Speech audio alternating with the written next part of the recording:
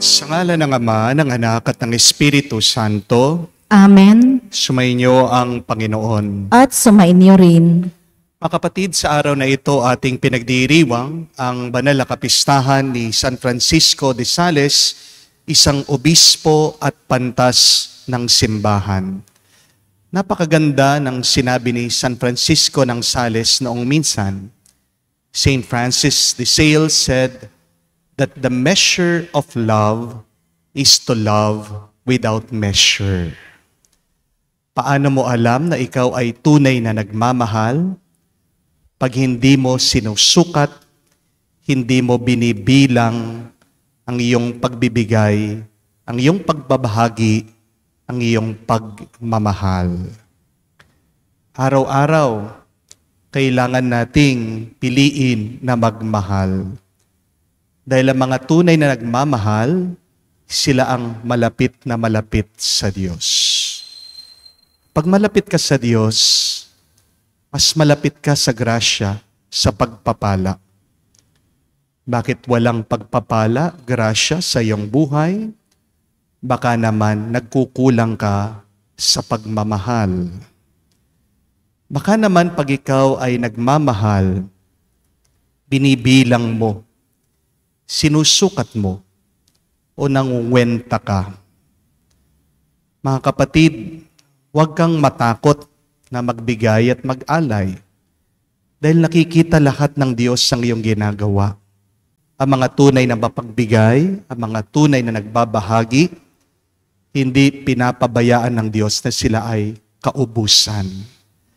Tayo'y nagpapasalamat sa Diyos dahil sa Kanyang walang sawang pagmamahal sa atin. Kaya naman, sana wag din naman tayong maging madamot sa iba. Sa mga pagkakataon na kung saan hindi natin minahal ang Diyos ng buong isip, puso, kaluluwa at lakas natin. Sa mga pagkakataon na kung saan nagkulang din tayo sa pagmamahal sa ating mga kapwa at sa ating sarili. Sa mga pagkakataon na natili tayong makasarili at nagkakasala, tayo magpakumbaba, hilingin natin muli ang awat pagpapatawad ng Diyos. Inaamin ko Sa makapangyarihang Diyos at sa inyo mga kapatid, na lubha akong nagkasala sa isip, sa salita, sa gawa at sa aking pagkukulang.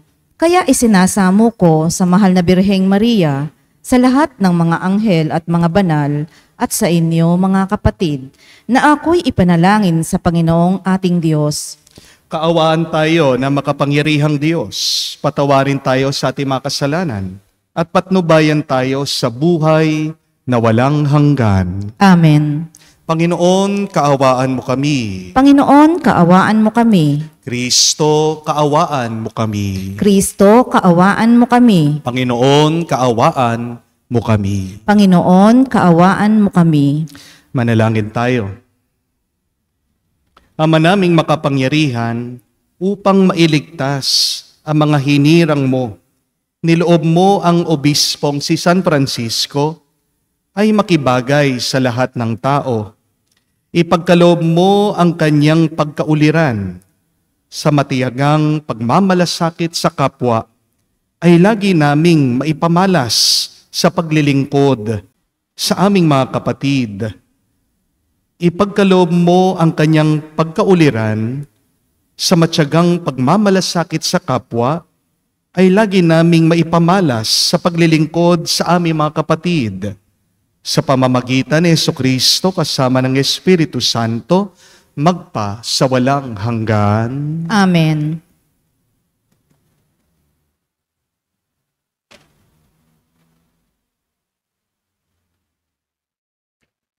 Pagbasa mula sa sulat sa mga Hebreo.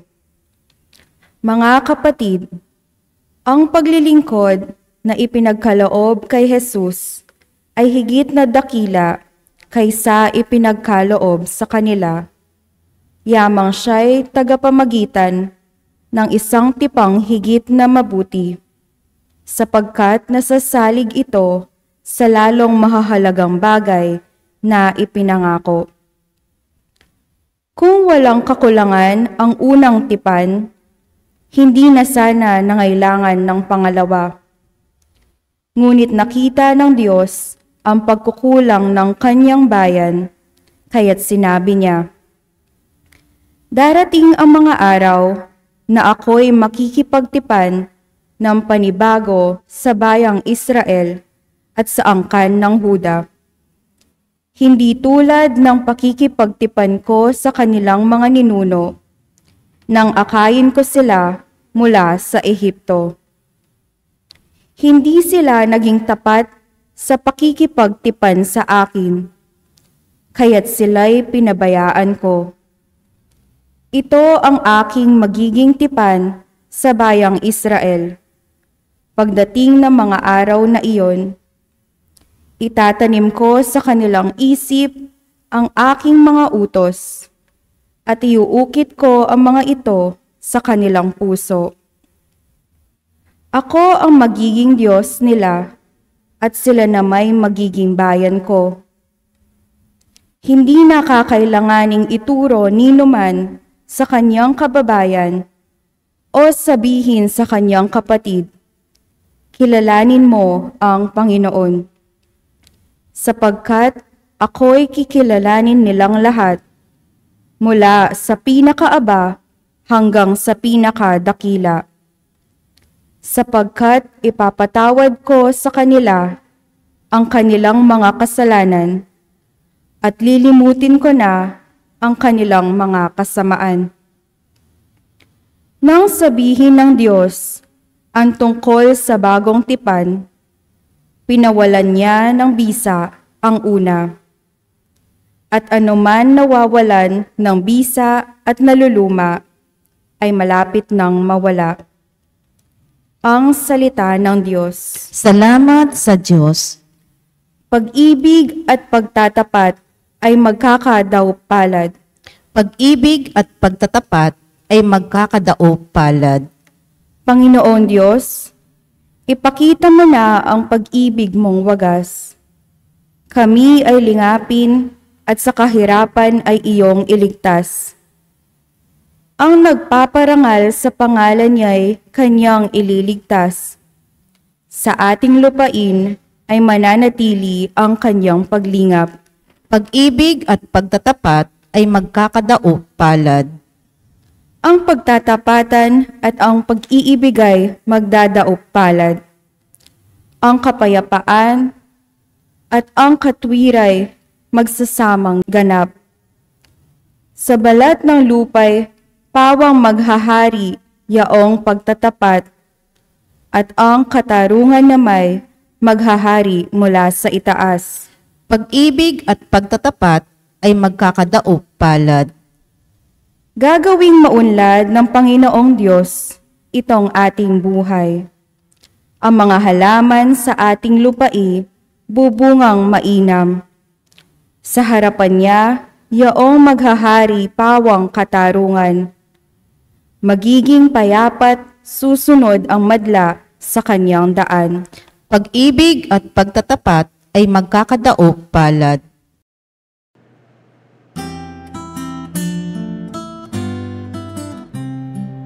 Alleluia, alleluia, alleluia, alleluia, alleluia, alleluia, alleluia, alleluia, alleluia, alleluia, alleluia, alleluia. Pinagkasundo ni Kristo ang Diyos at mga tao, kaya't napatawad tayo. Aleluya, aleluya. Sumainyo ang Panginoon. At sumainyo rin. Ang mabuting balita ng Panginoon ayon kay San Marcos. Papuri sa iyo, Panginoon.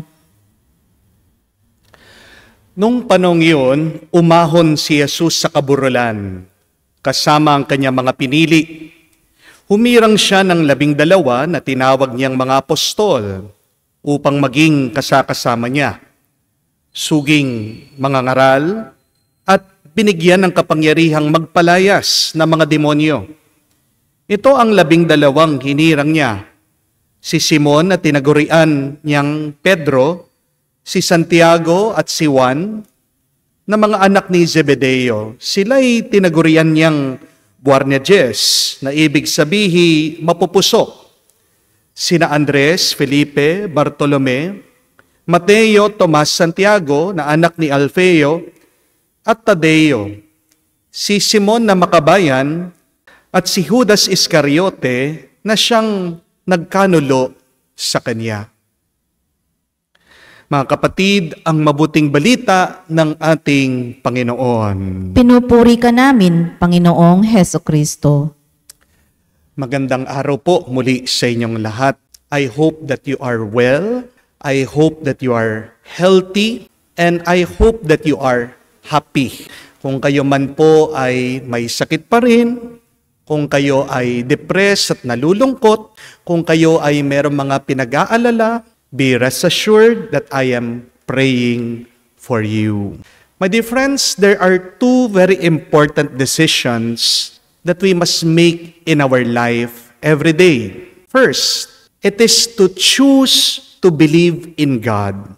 And second, it is to choose the right partner in our life. Bakit ba minsan miserable ka sa buhay? Ito ay marahil baka nagkakamali ka diyan sa dalawang desisyon na yan.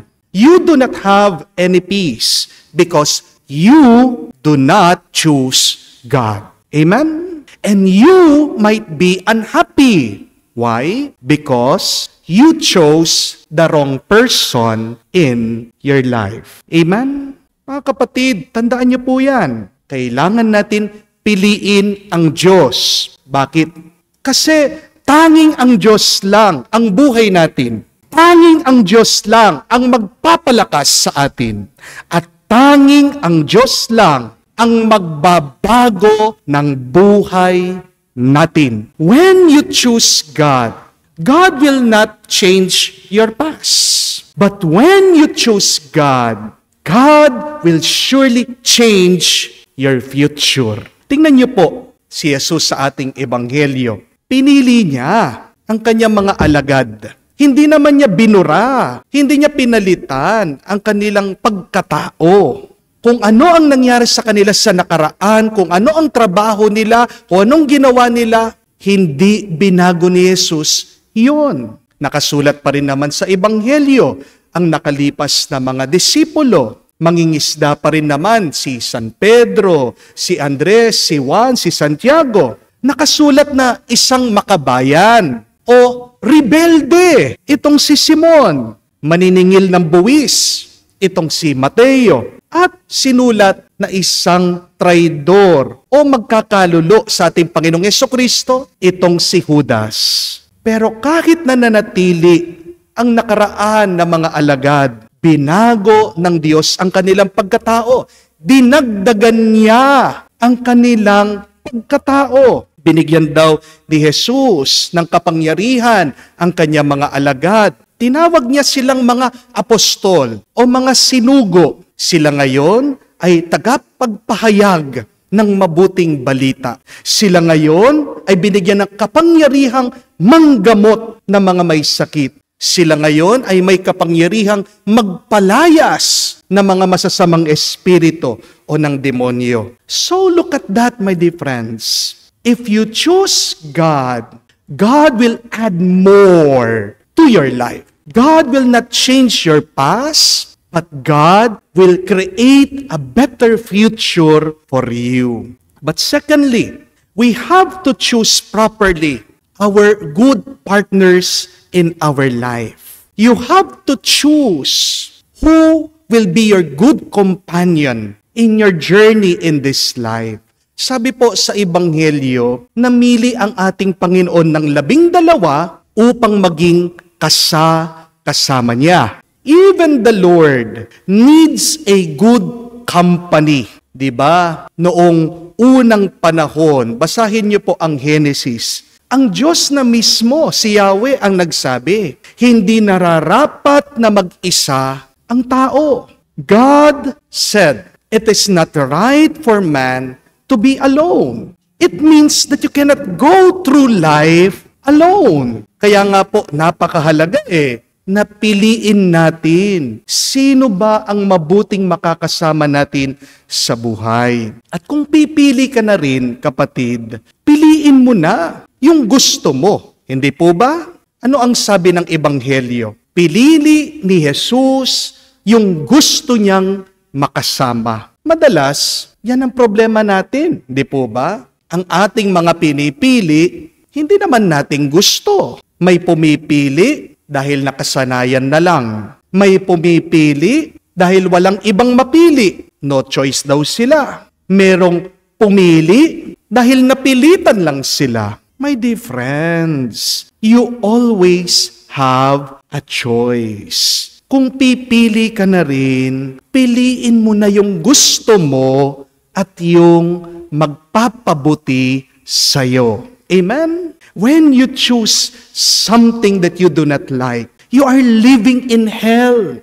Hindi po ba? Bakit ba kailangan nating pumili ng kasama natin dito sa buhay? Hindi lang para tayo'y maging masaya, pero namimili ka ng kasama mo sa buhay para may makasama ka na maglakbay pabalik, papunta sa langit. Remember that. Understand that.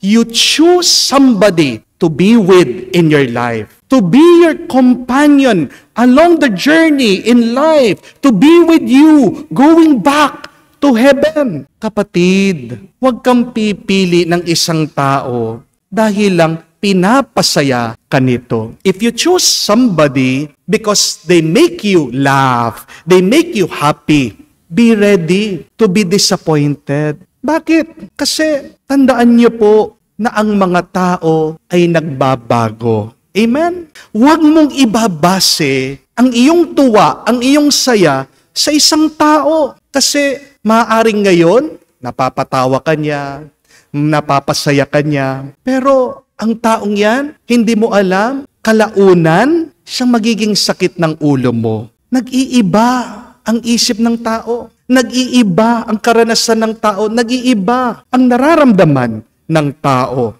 Huwag mong ibabase ang iyong tuwa sa isang tao. Kaya kung pipili ka ng kasama, sana pumili ka dahil mabuti ang pagkatao ng taong yan. Kung pipili ka, sana isipin mo, ang tao bang ito ay makakatulong sa akin na mapalapit ako sa Diyos, na ako'y mapalapit sa langit? Yan ang mas magandang paraan ng pagpili sa ating mga nakakasama dito sa mundo. Remember that the right companion will help you to reach heaven. Kaya nga po, kapag nagkamali ka ng pinili mong kasama dito sa buhay, impyerno ang bagsak mo. Hindi po ba? Meron po akong kausap, isa pong nanay, naglalabas po siya ng kanyang saloobin ng kanyang problema sa akin. Iniiyakan yung kanyang anak. Sabi ng nanay, nakapag-drugs yung anak niya. Hiniwalayan na po nung misis niya dahil nagsawa na po dito sa kanyang anak, dito sa kanyang asawa. Hindi po matanggap nitong kanyang anak, nagwawala. Depressed na depressed po itong nanay. Sabi niya sa akin, Father, bakit ba itong anak ko lang na ito, siya lang yung ganyan? Hindi naman siya kamukha ng kanyang mga ibang kapatid. Wala po akong problema doon sa mga ibang anak ko. Tanging siya lang yung ganyan na ugali. Tanging siya lang yung pasaway. Tanging siya lang yung sakit ng ulo ko. Father, bakit kaya? Binalik ko po yung tanong sa kanya. Sa tingin niyo po, bakit kaya? Bakit kaya napariwara yung inyong anak? Pagkatapos po mag-isip nitong nanay, sumagot siya. Sabi niya, Father, kasalanan kasi na mga barkada. Yung mga nabarkada niya, yan yung nagturo sa kanya kung paano mag-drugs.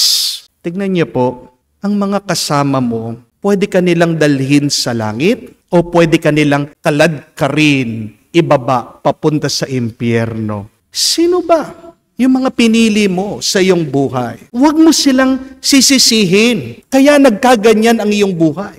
Unahin mong sisihin ang iyong sarili. Kasi sino bang pumili na makasama mo mga taong yan? Di ba ikaw? Kaya napakahalaga na pumili ka ng tamang tao na makakasama mo dito sa buhay na ito. Minsan, malalagay naman talaga tayo sa mga sitwasyon na ayaw natin. May makakasama tayong mga tao na hindi naman talaga natin gusto. Pero ang sikreto ng masayang buhay, ang sikreto ng makabuluhang buhay ay ang piliin mo at gustuhin mo kung ano ang binibigay ng Diyos sa iyo. Amen? Mga kapatid, masyadong maiksi ang buhay para hindi mo piliin ang Diyos.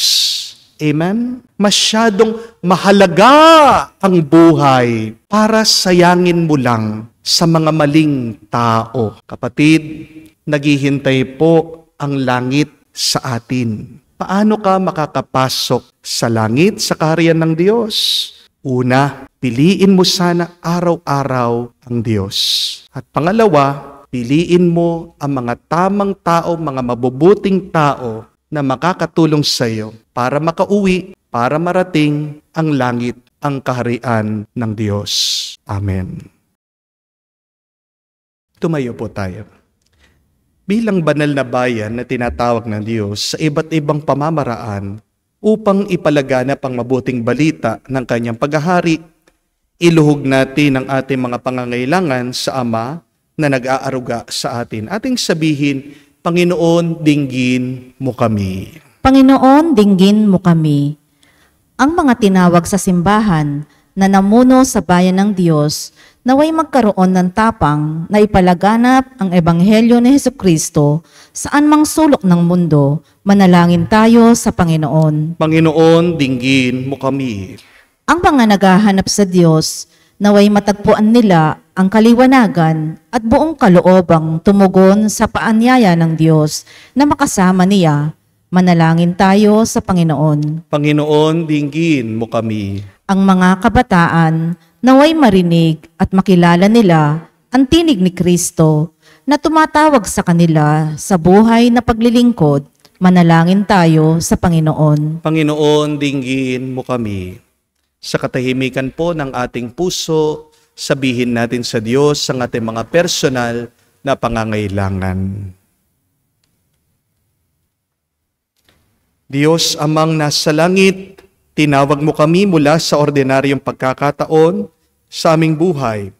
Hayaan mo na bigyan kami ng iyong espiritu ng lakas na bigkasin, Panginoon, naririto ako upang sundin ang kaloob mo. Hinihiling namin ito sa pamagitan ni Kristo, aming Panginoon. Amen.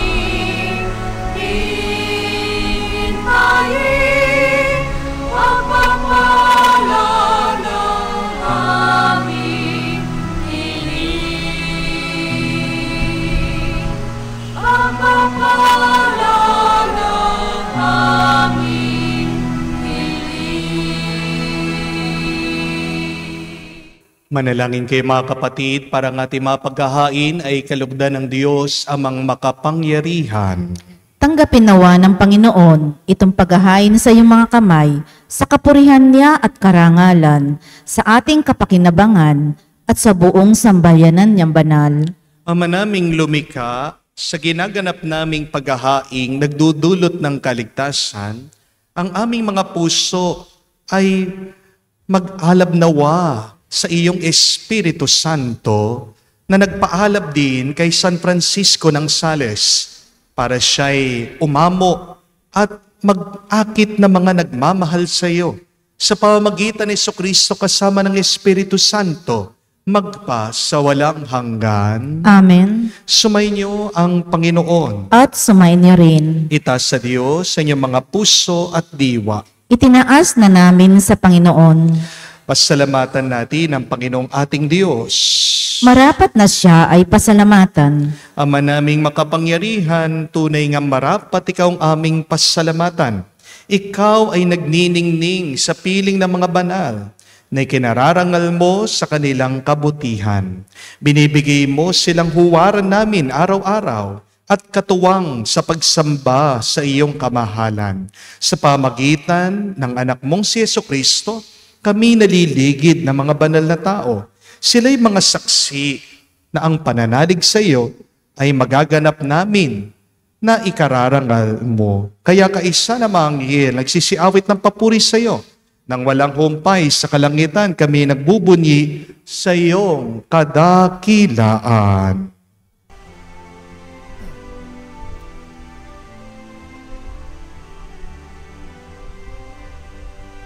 Santo, Santo, Santo, Panginoong Diyos ng mga hukbo, napupuno ang langit at lupa ng kadakilaan.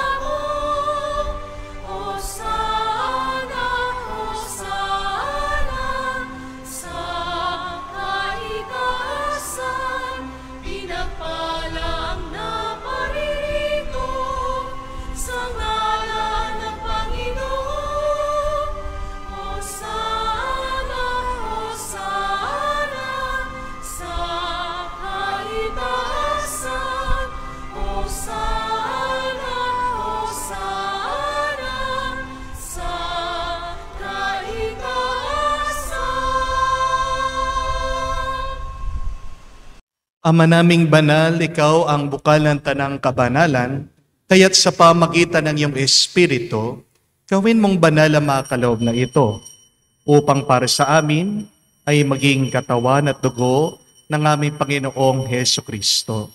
Bago niya pinagtiis ang kusang loob na maging handog, hinawakan niya ang tinapay, pinasalamatan kanya, pinaghati-hati niya iyon, inabot sa kanya malagad at sinabi, "Tanggapin ninyong lahat ito at kanin. Ito ang aking katawan na ihahandog para sa inyo."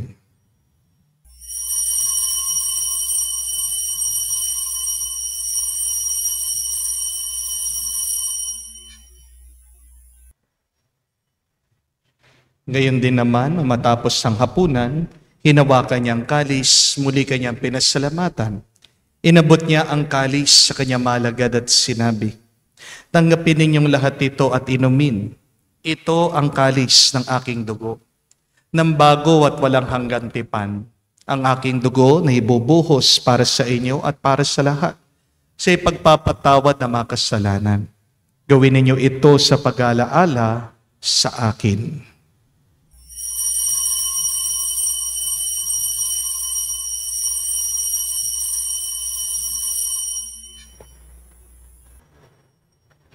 Ang misteryo ng pananampalataya. Aming ipinahayag na namatay ang iyong anak, nabuhay bilang Mesiyas at magbabalik sa wakas para mahayag sa lahat. Ama, ginagawa namin ngayon ang pag-alaala sa pagkamatay, muling pagkabuhay ng iyong anak. Kaya tinialay namin sa iyong tinapay ang bibigay buhay at ang kalis na nagkakaloob ng kaligtasan. Kami nagpapasalamat dahil kami iyong minarapat na tumayo sa harap mo para maglingkod sa iyo.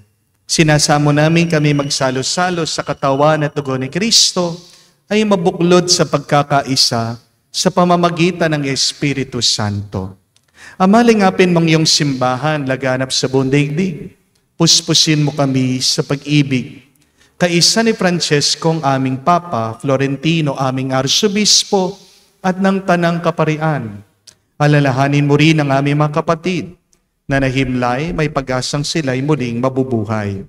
Ngayon din naman lahat ng mga pumanaw, kawan mo't sila't patuloyin sa iyong kaliwanagan. Kawan mo't pangindapatin kaming lahat makasalos sa iyong buhay na walang wakas. Kaisa na mahal na Birhen Maria, Ina ng Diyos, kaisa ni San Jose ang kanyang malwalhating esposo, kaisa ng mga apostol, lahat ng mga banal, si San Francisco ng Sales, na namuhay dito sa daigdig na kalugod-lugod sa iyo. May pagdiwang nawa namin ang pagpupuri sa ikararangal mo sa pamamagitan ng iyong anak, aming Panginoong Heso Kristo. Sa pamamagitan ni Kristo, kasama niya at sa Kaniya, ang lahat ng parangal at papuri ay sa iyo, Diyos Ama, makapangyarihan, kasama ng Espiritu Santo, magpasawalang hanggan. Amen, amen, amen. Sa nakakagaling na utos sa turo ni Jesus sa Panginoon natin na Diyos, ipahayag natin ng lakas loob.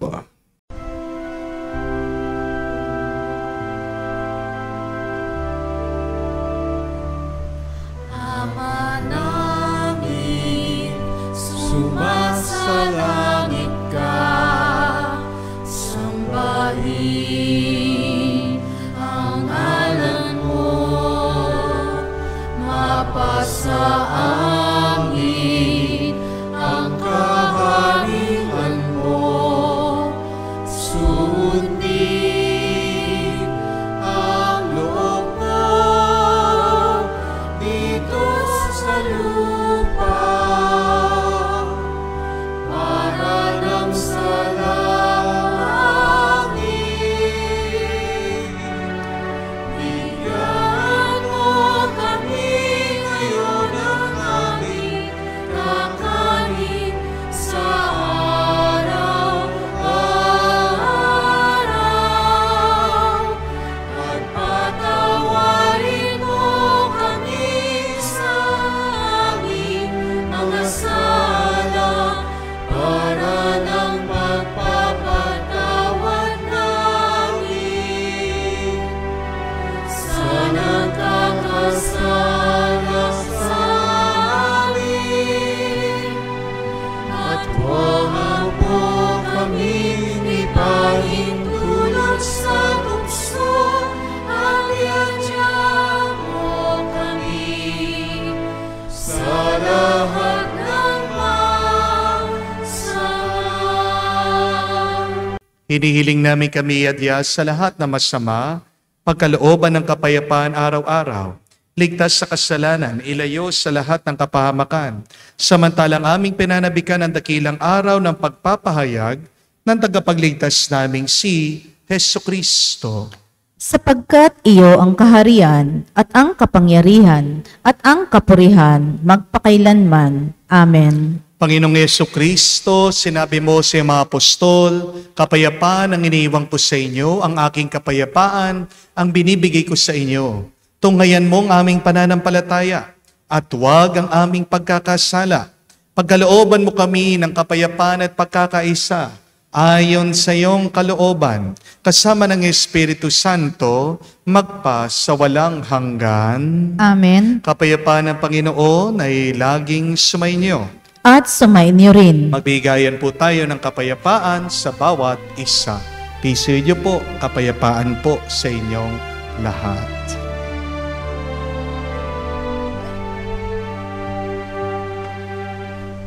Kordero ng Diyos na nag-aalis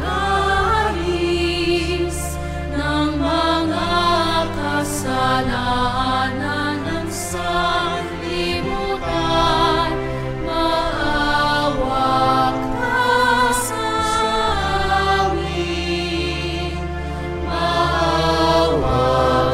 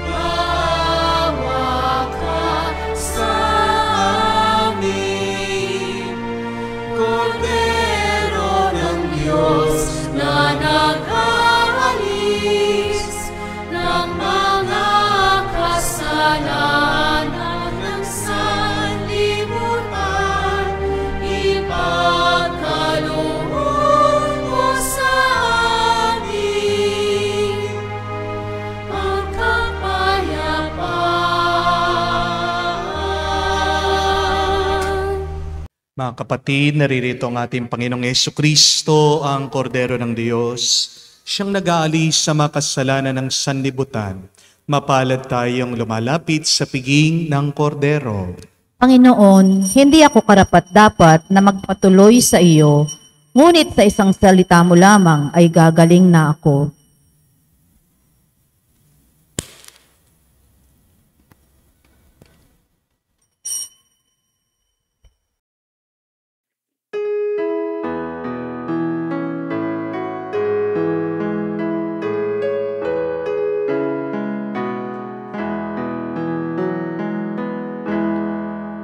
Tinanggap ko ang buhay na Diyos, puso ko ay nakalahak. Tinanggap ko ang buhay na Diyos, puso ko ay natuwa. Tinapay siya ng buhay, hinati at binigay para mangbigay buhay. Huwag mangamba kailanman. Tinanggap ko buhay na Diyos, puso ko ay nagalak. Tinanggap ko buhay na Diyos, puso ko ay natuwa.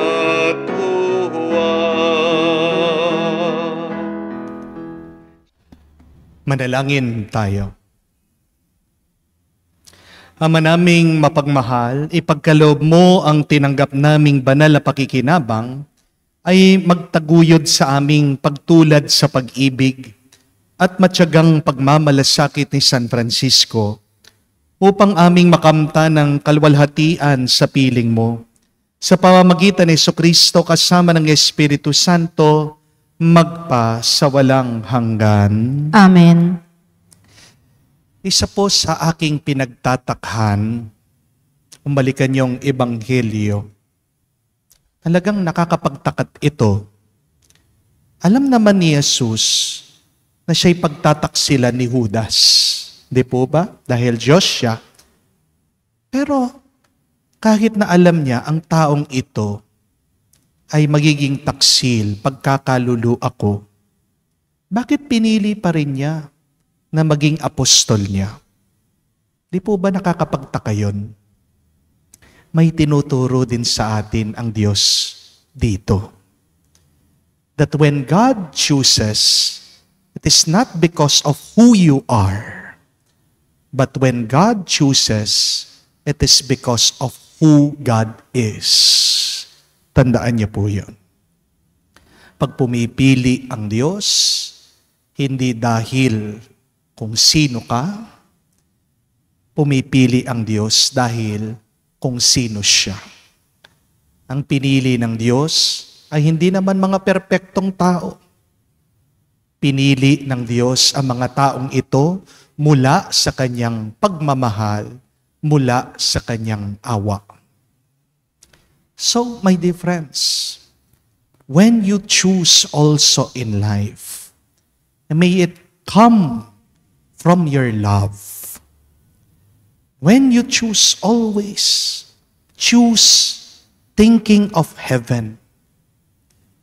Marami sa atin pag pumipili, ano yung iniisip? Paano ba ako makikinabang dito? Ano ba yung tulong nito sa akin? Pero dapat ang isipin natin, sa aking pagpili nito, ako ba ay mas nalalapit sa Diyos? Ako ba ay mas nalalapit sa Kanyang kaharian sa langit?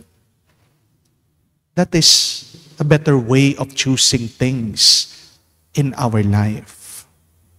The most important decision you will make is you choose your companions properly. Yung mga taong yan sa iyong paligid, may lalapit ka ba nila sa Diyos o sila pang magbababa sa iyo, magdadala sa iyo sa impyerno? And choose God every day. Dahil tanging ang Diyos lang ang buhay, ang lakas, at muling pagkabuhay natin. Ang Diyos ang ating buhay, walang hanggan. Alam ko po, may mga bagay na hindi naman natin pinili, kamukha ng sakit, hindi natin pinili yan. Ang kabiguan, ang malugi ka, ang katigasan ng ulo ng iyong anak, o katigasan ng puso ng iyong asawa. There are things that we did not choose in our life. But, kung dumating yan sa buhay mo, binigay yan ng Diyos. Piliin mo pa rin yan na may pagmamahal. Maniwala ka kapatid, na may grasyang nakatago dyan kung magtitiis ka. Napakaganda din ng sabi ni San Francisco that in everything you must be patient, but patience must begin with yourself. Kung gusto mong ikaw ay mas basbasan ng Diyos, pagpalain ng Diyos, yung mga paghihirap na nasa buhay mo, yung mga krus na yan, ang assignment po natin, piliin natin sila, yakapin natin sila, manatili tayo sa mga mahihirap, mabibigat na sitwasyon ng ating buhay. Ano man yan, pagdasal mo, sabihin mo, I choose this. Thank you, Lord. That would be our beautiful prayer for today. I choose this. Thank you, Lord. Pinipili ko po ito, Panginoon. Salamat po, O Diyos. Maghintay ka, makakaranas ka muli ng kapayapaan at panibagong lakas sa iyong buhay. Sumainyo ang Panginoon. At sumainyo rin. Kayo basbasan ng Diyos, makapangyarihan sa lahat, sa ngalan ng Ama, ng Anak, ng Espiritu Santo. Amen. Ang ating misa ay natapos na. Humayo kayo sa kapayapaan ni Kristo. Salamat sa Diyos.